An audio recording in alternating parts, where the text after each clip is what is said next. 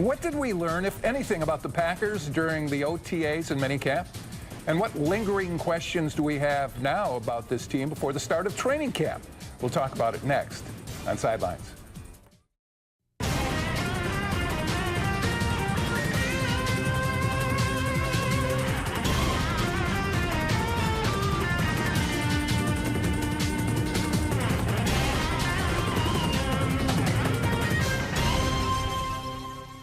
Nothing changes. I mean, you have a season to get ready for.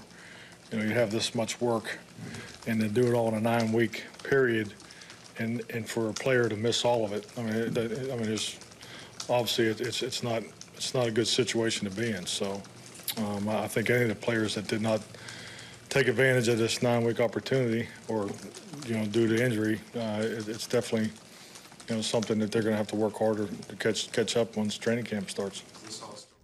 Hi again, everyone, and welcome to Sidelines. I'm Mike Lucas from UWBadgers.com. I'm joined by Steve the Homer True from ESPN Wisconsin, Tom Oates from the Wisconsin State Journal, and Jason Wilde from ESPNWisconsin.com. Start with you, Jason. What's the most fetching storyline that you can come up with from basically what you saw in the OTAs and the mini camp, and what you anticipate leading up to the training camp? Well, there's a bunch of interesting stories about this team and question marks at various positions. I honestly think that the thing that I took out of minicamp and the OTAs the most is that Aaron Rodgers is in a really good place. You know, he's coming back from an injury. He's happy with the offseason he had. He worked very hard during OTAs and minicamp, and as Homer would point out, he's in love. And those are all good things that have put him in a good place. According to Homer? Is that a theory you have about quarterbacking? No, I just think he's in love. I think it's great for him as a person. Yeah. But I mean, he could be mad. Aaron Rodgers to me is a rock, and you can count on him, and whatever the other situation is around him. I don't think it changes that much because he's that good. And if he was not in love, I'd feel the same. But for him, assuming it's true, and he hasn't told me personally, I think it's great. You don't talk anymore? I don't. Is that it? No. I don't think it has much to do with him being in love, but I do think he's come out of his protective shell considerably this spring.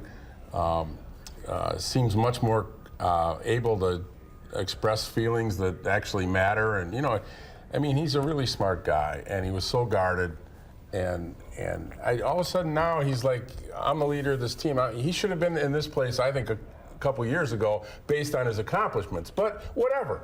The fact is, he has now taken, I think, a real leadership role on this team, and not only that, I think the final step of that was to be a spokesman for the team.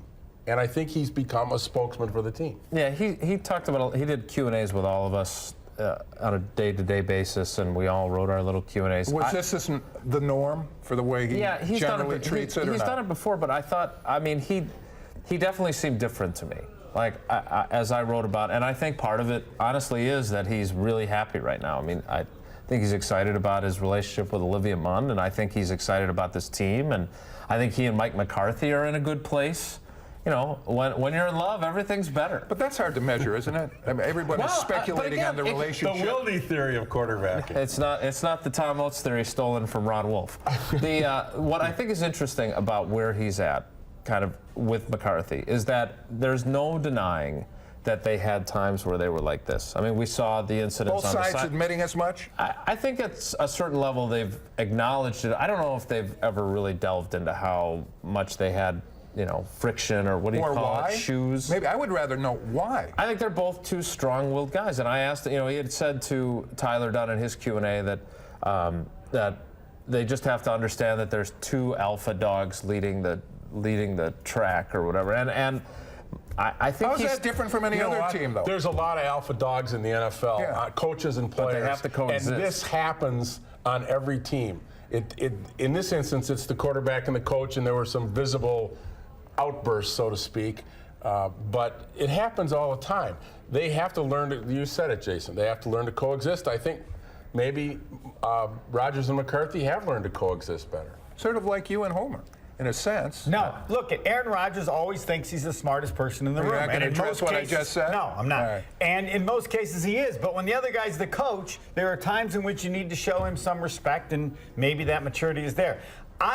I think all of this is nice but irrelevant. Aaron Rodgers has been great with all these other things that didn't exist. I might be concerned that everything's too good, and now, but I'm so confident. You think he's lost some of his edge? No, I think it doesn't matter. I think all this is nice, but the problem has been their defense before, and their problem will be the defense every year that Aaron Rodgers plays on the team. And until and unless the defense is good enough, they're not going to win, and it's never going to be about Aaron Rodgers. If you want a story, the story of the Packers is defensive changes. Right. I mean, we all look for clues all through mini camp when there's no hitting. It's pretty hard to tell what's going on, but there were clues. Well, Mike McCarthy made his, you can put it in big letters, promise that the defense is going to be better. How much better? I don't know, but that I think has been our focus, is what they've done defensively. But can it get much worse? Well, you have to look at that statement that way. I think two things have happened. One, they've talked about using more personnel.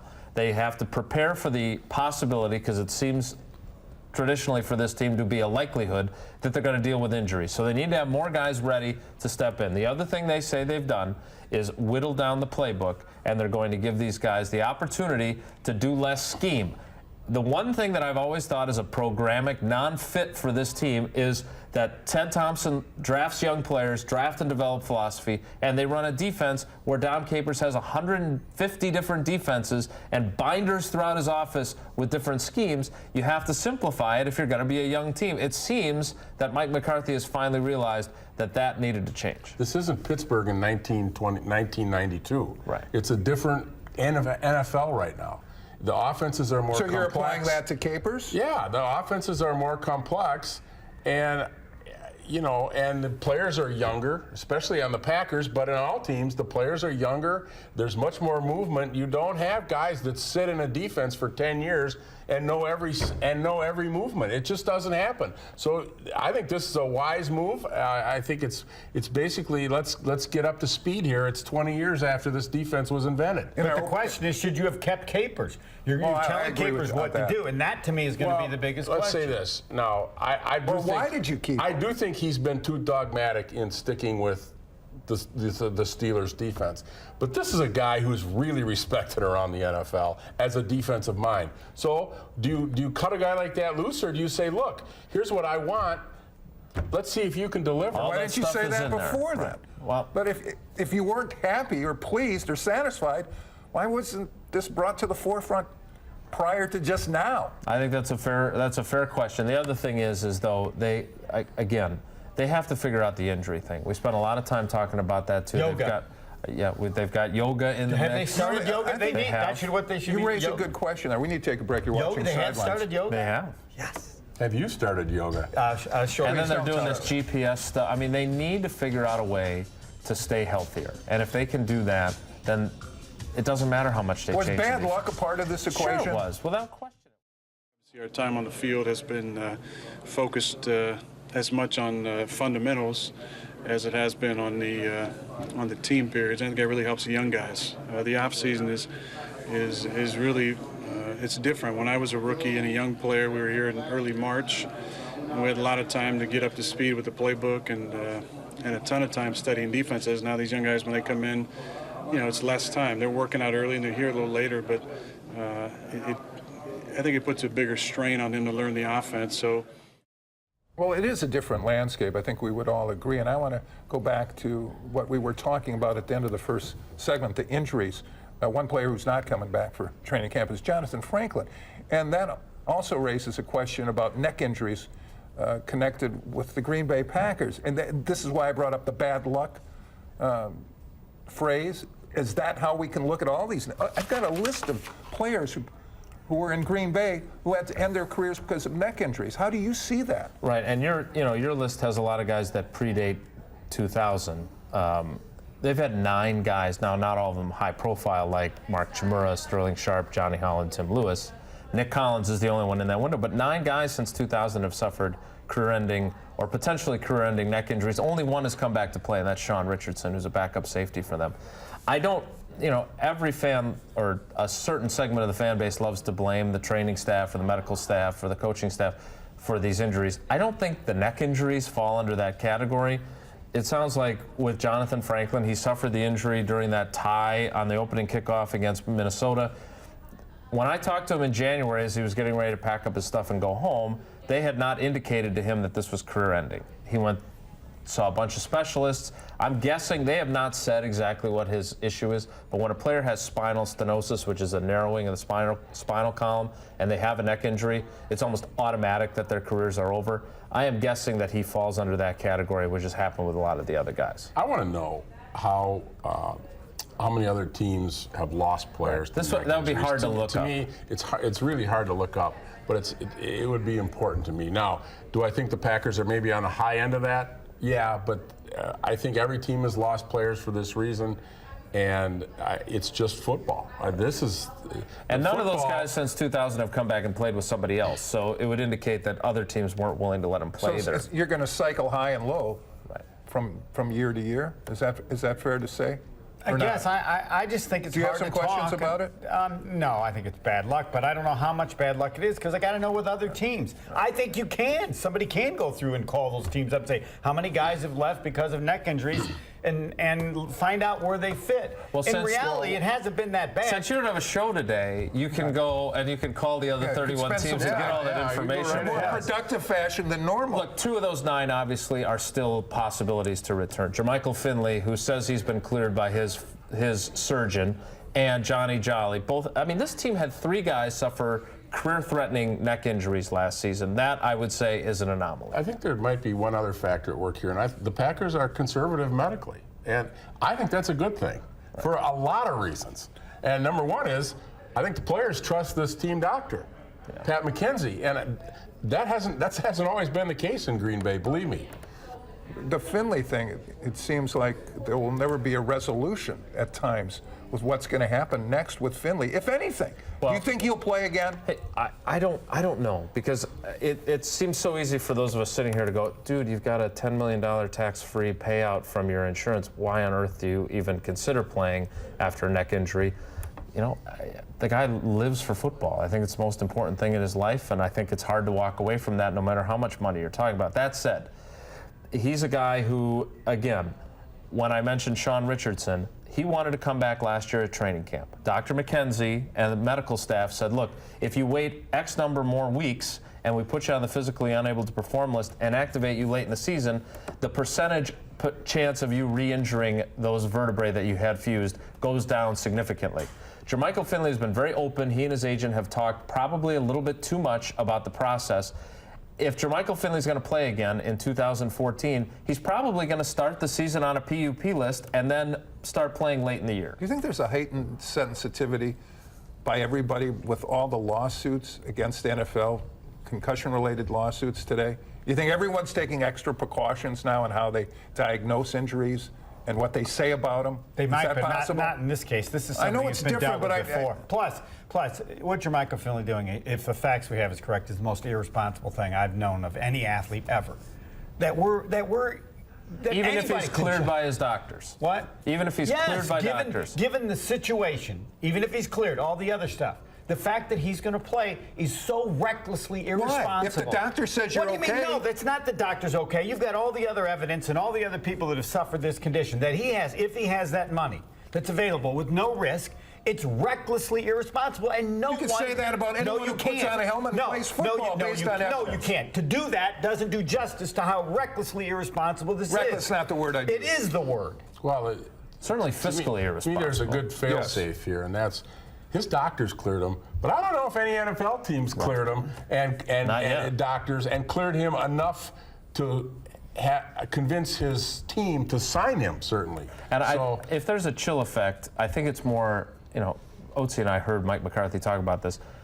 He and Ted Thompson do not handle well standing over a player who has suffered that injury. I mean, McCarthy was really bothered by that and really bothered by Nick Collins. I'll never forget him saying at the NFL meetings in Florida one year, if Nick Collins was my son, I would not let him play football again. And the fact that he views it that way is a pretty strong opinion. So I'm not totally disagreeing with you, but if you're a player and you're committed to playing again after a serious injury, you need just one doctor to tell you it's okay. That doesn't mean it isn't recklessly irresponsible given all the other information that you have. I don't know how we even debate this. If the money is accurate and he has that money after taxes, We need to take and he another talks break. about his You're watching family and everything Sidelines. else. Homer, we can debate that, but let's debate it after Jermichael Finley signs, or if Jermichael Finley signs with anyone, okay? Because I'm not convinced that's going to happen. I'm not convinced anyone will sign him. I'm fine. And he's a great Look, this is a business. If people are offended and people think that this is a real slur and an insult to the Native American people, they're going to stop buying merchandise, they're going to stop buying tickets, they're going to stop supporting the team. That hasn't happened yet. Well, that's one opinion on the ongoing controversy over the nickname Redskins. Jason, where do you sit on that? I don't think you get to tell people whether they should or shouldn't be offended by something. I mean, But hasn't that been the stance and the approach to this it has franchise? been. It has been. And I'm amazed that someone like Roger Goodell, who has been, I think Homer and I agree on this, probably overreactionary to public opinion. The public opinion is clearly swaying against this name. Now, maybe dyed-in-the-wool Redskins fans in Virginia and Maryland and that area disagree, but nationally, the pendulum is swinging on this topic, and he has been a commissioner who, whenever it seems like public opinion is going against him, I mean, the guy's messing around with the extra point, for goodness sake. I mean, this is a guy who creates topics out of thin air. Who was worried about the extra point Well, before? where's he getting his advice? Someone has to be in his ear. Well, apparently he's got a survey that tells him that people aren't offended by it. I think influential owners are in his ear, and again, this is the most offensive nickname left in American sports, in my opinion. I think you can, as Beggs said here last week, I think you can take like the Seminoles of Florida State or the Fighting Sioux, and you can turn that in some way into a positive portrayal of Indian culture. Right. The name Redskins, you can't twist, you can't bend or do anything with that in any way, shape, or form that would make that a positive portrayal. can. I'm sorry, you can't. Yeah, you can. And I had been on your side. Rick Riley did a column. There are high schools in this country, predominantly Native American, that have taken Redskins as a nickname, and nobody has fought it. If you are so offended that you have allowed this to take place, it's not one. They're like 3 different ones. Is this the column where he misquoted his father-in-law? I don't know that it was. But Okay. nice shot. So how are all these Leave the people? messenger out of this. How are these people that are so offended allowed this to take place and not recognize that it destroys any credibility? This leads one to believe that nobody views Redskins as anything other than the name of the Washington football team. And I have been on your side totally, but I don't know how I can hold that position if not only have those schools let it happen, their parents have let it happen, and all the people that are so offended by Redskins have done nothing to stop it, which is, to me, the first thing you would do if you were so bothered by the nickname. You would go stop high schools from Yes. using it before the National Football League team. Yes, because they took it based on the football team. The football team's been there forever. People have adopted that as a sense of pride. So you're And saying they're case Native by Americans. case? No, it means that I'm not sure how much Native Americans are bothered by it Well, if first of they all- allow high schools to adopt At it, least and that they've group. existed. As important as that argument is and should be, it's immaterial to this. What's material to this is this. What? If enough people are offended that it affects the bottom line of the Washington Redskins and the NFL, their name is going to change. If everyone in this country stops buying Redskins gear, that name will be changed. I guarantee it. Yeah, but I don't think Guessing that we're Redskins there. fans aren't going to stop. All I know is last time I was here, Homer was like completely different. It's good to have I the know. real Homer back. So one Because- thing changed? It's just that one story? That one Recklessly column by Rick irresponsible. Riley? No, think of it. You're Native American. You're offended by this. Other people, young people, have Right, but adopted you it. That can't- you wouldn't go and object Homer. and fight that. Homer, we're all a bunch of white guys. We're not all offended by the same things. Just because that group of Native Americans apparently aren't offended by it doesn't mean that all the Native American groups that send me emails because I'm on the media list that are offended, suddenly their opinion doesn't matter just because this group of Native Americans thinks it's okay. All those people that are offended should be dealing and fighting with that. And if they haven't, I question how much they don't like it. I think they should probably put that on their to-do list right We need after to they take get another the break. You're NFL watching team's name Sidelines. changed. Because nobody's buying, Redskin high school's jerseys and stuff. I think it's much higher profile at the NFL level. I question Suggesting whether they should be You can watch a podcast version of our show by going to channel3000.com. If you have a question for us, go to Sidelines at channel3000.com or Sidelines on Facebook. And if you got a good question, you've got a chance, an opportunity to win a $25 gift certificate, $25 to Christie's Landing, beautiful Christie's Landing, on the beautiful shores of beautiful Lake Wabeesa. All of that, all of the above. It's a gift certificate. Take a shot at it. This week's question, timely and Beautifully timely. especially in fact. since we were just kind of talking about trashing Roger Goodell. Why has it taken so long to punish Colts owner Jim Irsay? Well, I think you have to look at the fact that Jim Irsay, the cynical outlook would be Jim Irsay is one of his 32 bosses. And he's got to get all of his ducks in a row before he goes out and punishes the guy. Everything has to be, the I's dotted and the T's crossed because he's one of your owners. He's an you owner. better be on firm ground. But didn't he wait on Ray Rice too? He could We act like Roger counter-argument. Goodell doesn't have bosses. He does have Yeah. bosses. I think as much as I was saying he reacts to public opinion, I think after the way things played out with the Saints, I think he's lost a little bit of nerve. I think you're right. I think he's afraid of having whatever he does get undone. That's why he took his time on Ray Rice. That's why he took his time on Jim Irsay. That's why he is not diving in headfirst into this Redskins thing. I think he's lost a little bit of his nerve because he thought he was all powerful, and basically everything he did to the Saints was undone. There's always a double standard, and always will be. Owners and bosses are treated one way, and the players and the workers are another. That's not new, and anybody who has a boss knows how it works. There are butchers, and there's the meat. Well, he treats butchers different than the meat. He's trying to make good with the Players Association too, isn't he? Because he wants some drug testing passed, and he needs Yeah, because their they can't okay. get HGH passed. I Yeah. mean, they can't get testing for that passed, and that clearly is a problem in this league. I mean, there are reports that it's upward of 50% of the players in the league that have either used it or are currently using it. I think it's always been the suspicion, hasn't it? Ben? Sure. I mean, it's a dirty little secret that everyone Fans knows. don't care. No, fans don't care, but people in the media seem to care a lot more about that problem in baseball than they do in football, which I don't understand. Because there's no evidence that anything in football has distorted the nature of the game the way steroids.